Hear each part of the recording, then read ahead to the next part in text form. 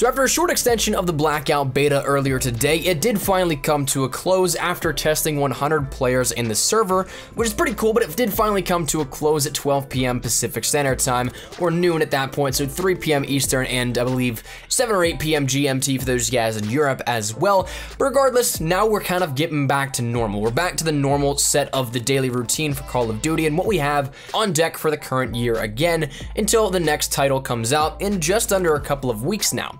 So that said, while we wait for Black Ops 4 to fully launch on October 12th, we have a couple of weeks to deal with in just regular Call of Duty content. So that said, we're gonna be taking a look at what we have in the week ahead for Call of Duty World War II, because this week, while maybe not in a sheer amount of numbers, there's still a bunch of stuff to take advantage of before the week ends and I guess refreshes next Tuesday, not this Tuesday. So today I want to talk to you guys about 6 things to look out for within Call of Duty World War II this week. And that said, let's just jump right into it. So the first and biggest thing here out of this is the final week for the Covert Storm event going on within World War II. Now, this one might not seem as big a I need to finish it sort of thing as compared to others, because you don't maybe have as many things consciously reminding you that the game will be different in a week. We don't have a different headquarters, we don't have all that many featured playlists or brand new game modes coming back, either as new modes or returning modes. And so right now we pretty much are left with just the weapons and collections that will lock up. So for those of you guys that have not capitalized on that already, you can take advantage of the Proto X1 as well as the VMG 1927.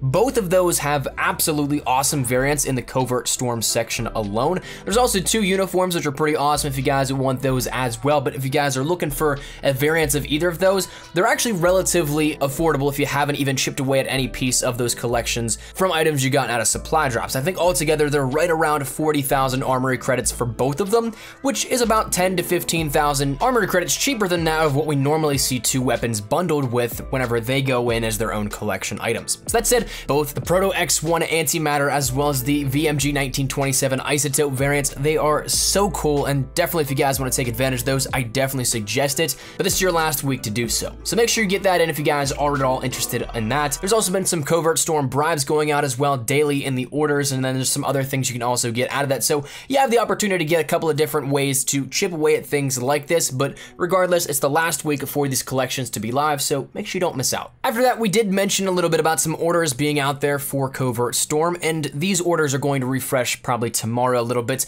but with still a couple staying stable. So for those guys curious as to what those may be, you still have the complete X amount of games for a Covert Storm bribe. That has been going on since the beginning of the event. We've also seen that we have the rotation of the uniform, helmet, weapon, and charm bribes also going in there. We have those for its complete X amount of games, but they rotate in and out. So once you get one, it'll go on to the next one, and so on and so forth.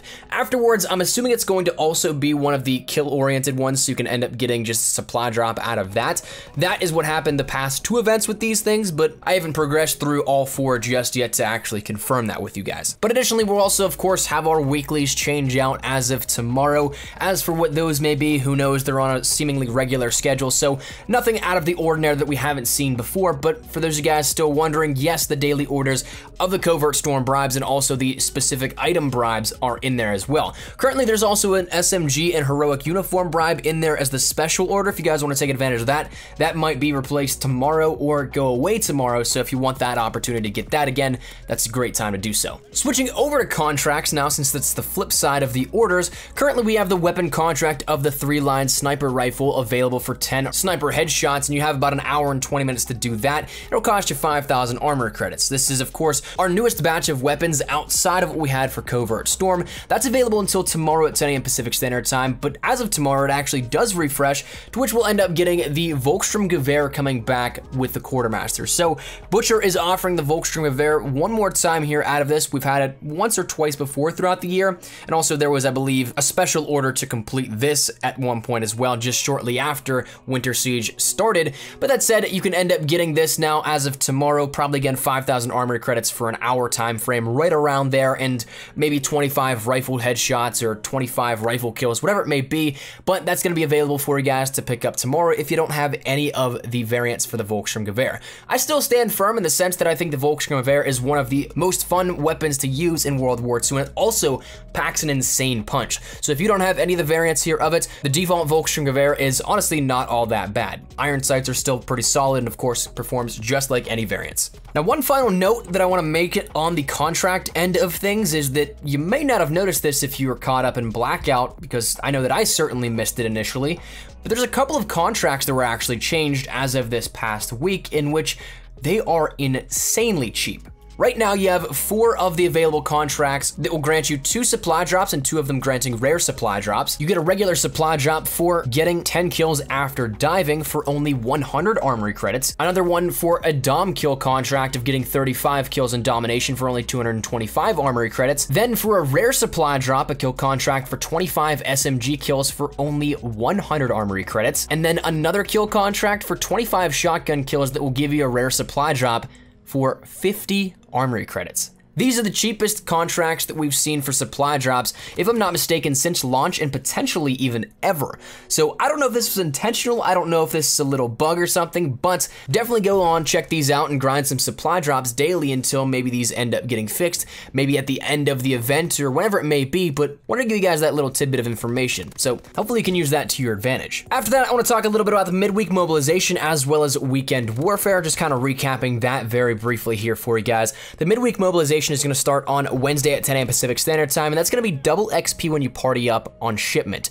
Just the Shipment 24/7 playlist, so you might not necessarily want to go in there if you're looking for a casual time. I can guarantee it's going to be a sweat fest. I can guarantee there's going to be a lot of people head glitching and posted up on the Jeeps with LMGs, so you might be best to avoid that playlist if you don't want to take part in that on Wednesday into Thursday until 10 a.m. Pacific Standard Time. But that'll be something that, of course, if you do have a party, you want to maybe say trap some people or that's your kind of thing, that's a great way to get double XP as well during that 24-hour span.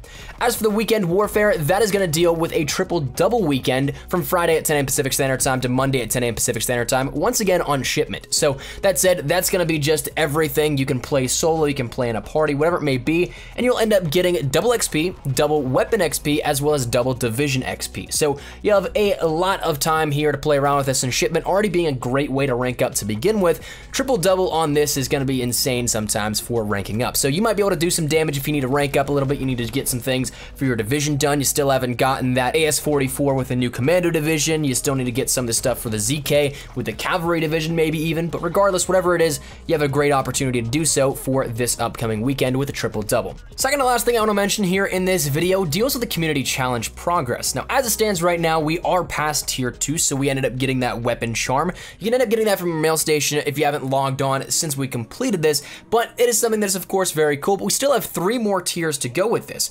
So that being said, that includes a weapon camo called Redacted, which is pretty awesome, a brand new special helmet, and then finally the Waffenschmied 2 WAF 28 variant. So we still have a lot of progress to go on this.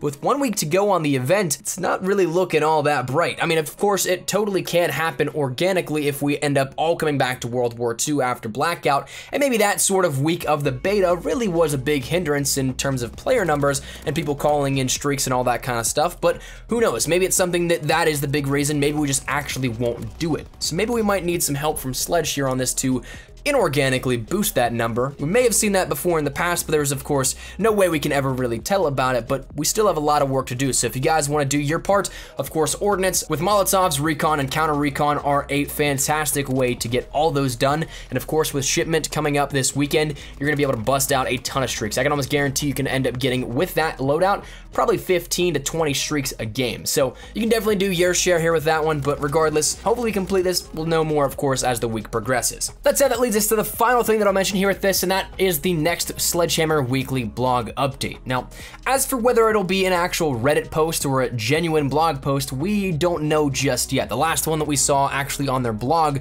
came from last month on the 10th, so it's been quite a while. I'd love to see another one over there and a big update of sorts, but of course we don't exactly know. With only 3.5 weeks or so to go in the lifespan of World War II, who knows if we will get another major update like that, but of course, it is always great to hear the transparency and the plans for what is coming up from the Sledge team. So as for where that will happen, we don't exactly know, but I can almost guarantee we'll be getting one here on Friday, now that the Blackout beta is over and we're shifted back to World War II for the final few days of the game's primary life cycle.